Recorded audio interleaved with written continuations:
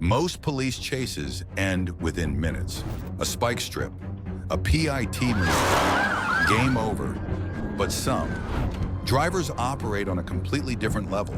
They force police to escalate, to bring helicopters, to deploy tactics reserved for the most dangerous pursuits. Today, we're looking at 3 drivers who pushed law enforcement to their absolute limits. One weaved through Texas, traffic at speeds that made deputies pray he wouldn't crash. Another led officers across multiple counties in a pursuit that lasted nearly an hour. And the third, he hit 140 miles per hour on an Arkansas highway. And it wasn't even his first time. These aren't your average fleeing suspects. These are drivers who forced police to earn every second of the arrest. Let's dive in. It starts with a 911 call, a reckless driver on I-35 southbound. But this isn't just speeding. Witnesses report a vehicle slamming into at least 4 cars and continuing like nothing happened. Deputies from Hays County respond. What they find will test every bit of their training. The dash cam catches it immediately. A dark vehicle weaving across all lanes at impossible speeds. Deputy radios crackle. Speed 110, traffic moderate. The Toyota Corolla is doing 110 miles per hour through moderate traffic. One wrong move and this becomes a mass casualty event. The deputy stays back. You don't crowd a driver operating at this level. You give space. You coordinate. You wait for your moment. The Corolla crosses the center line, passing vehicles on the shoulder, hitting speeds of 115 miles per hour in a 70 zone. Deputies radio ahead.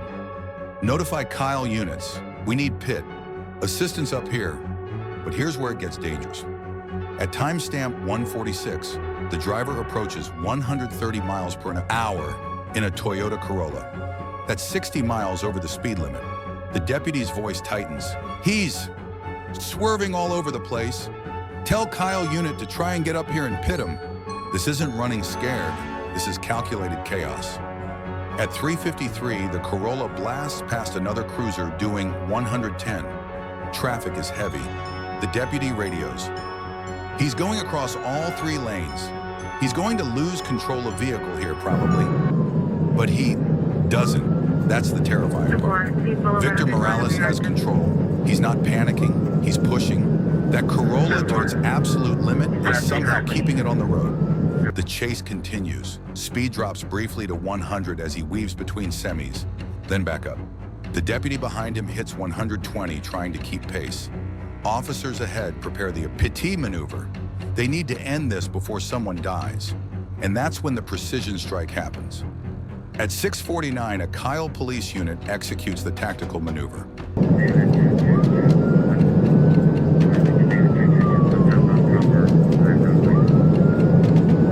The Corolla spins. Victor Morales Jr. is out of moves.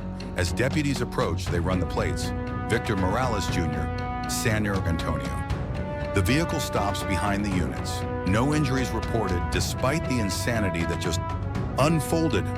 Over 6 minutes of pure adrenaline. 130 miles per hour, 4 vehicles hit. Traffic weaving that should have ended in disaster.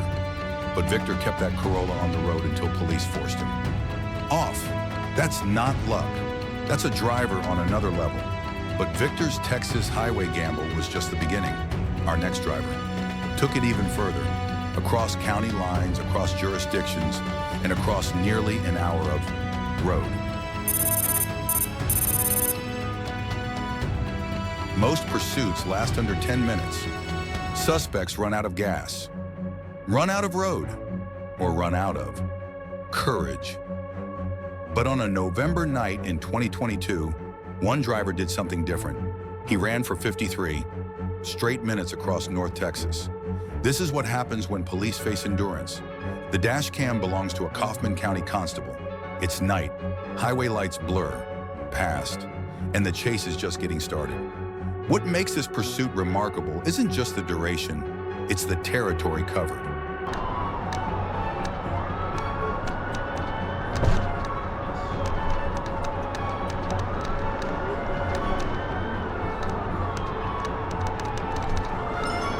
Kaufman County sits east of Dallas. By the time this ends, the suspect will be deep in North Dallas. That's multiple jurisdictions, multiple agencies, and one driver who refused to quit. The early phase shows classic evasion, highway speeds, lane changes. The constable maintains visual contact. Radio chatter coordinates units ahead. This is textbook, pursuit protocol, but the driver isn't slowing down.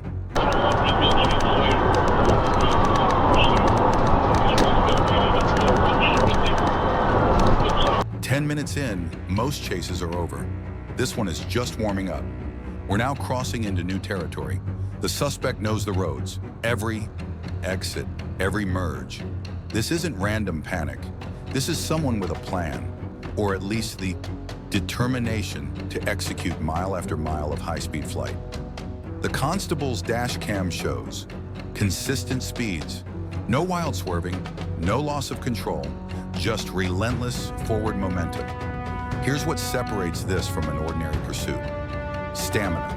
At the 30-minute mark, most. Drivers crack, the adrenaline fades, reality sets in. Not this one. The suspect maintains pace. Officers rotate in and out. Fresh units take over pursuit positions. But the driver, still going.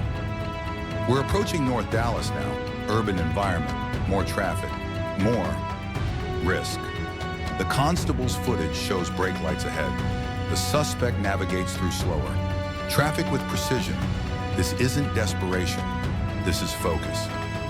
At 45 minutes, this becomes one of the longest pursuits in Texas that year. The radio chatter intensifies. Multiple agencies now involved.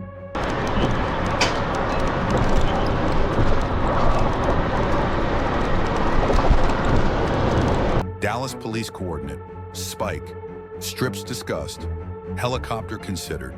The suspect forced law enforcement to bring everything. That's the definition of another level. You don't trigger multi-agency, 53-minute responses by accident. You trigger them by being exceptional, exceptionally dangerous, or exceptionally skilled. By the final minutes, the net closes. More units ahead, fewer escape routes.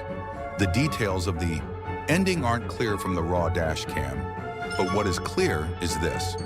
For nearly an hour, one driver kept dozens of officers in pursuit across two major counties. That's not just fleeing, that's endurance operating.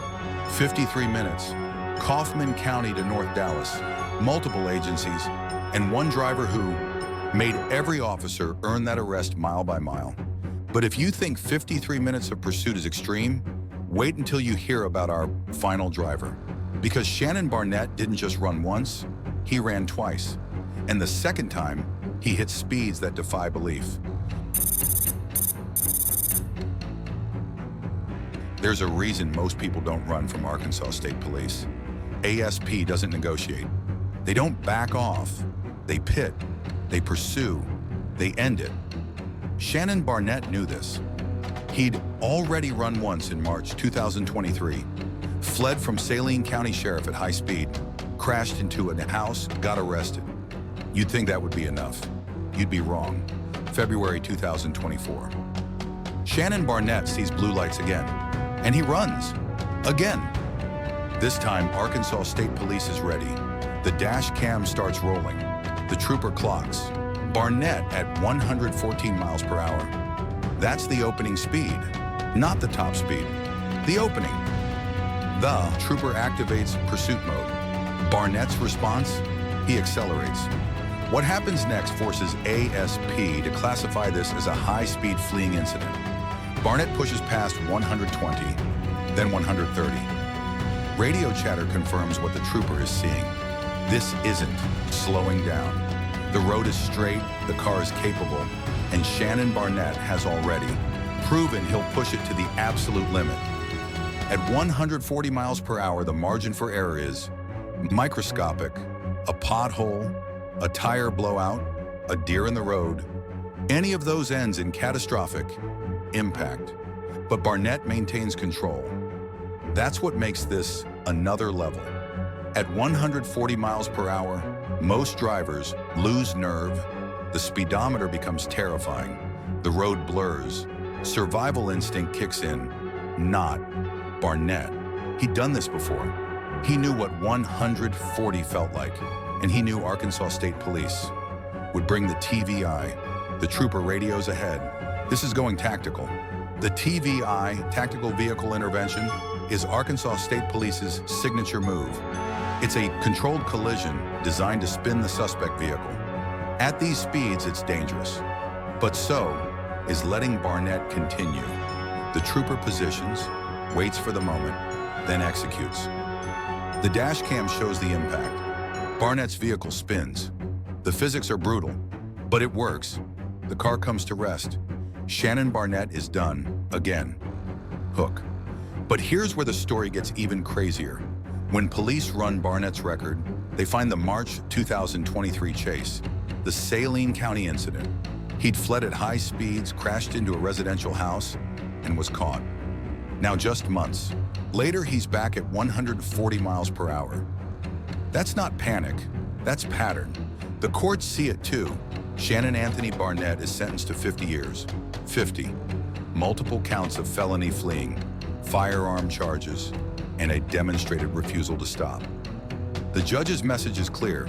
If you're going to run from police twice at 140 miles per hour each time, you're done.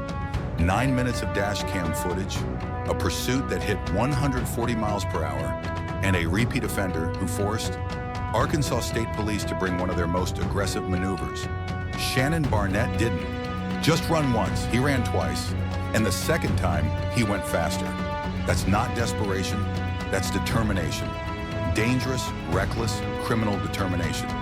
But determination nonetheless. And it cost him 50 years of his life. 3 drivers, 3 pursuits that forced police to escalate. Victor Morales weaved through. Texas traffic at 130 miles per hour until a precision pit stopped him. 1 driver ran for 53 straight, minutes across North Texas counties, turning a chase into a marathon, and Shannon Barnett hit 140 miles per hour in Arkansas, twice, earning himself a 50-year sentence. These aren't typical fleeing suspects. These are drivers who operated on another level, and every officer involved earned that arrest. Thanks for watching.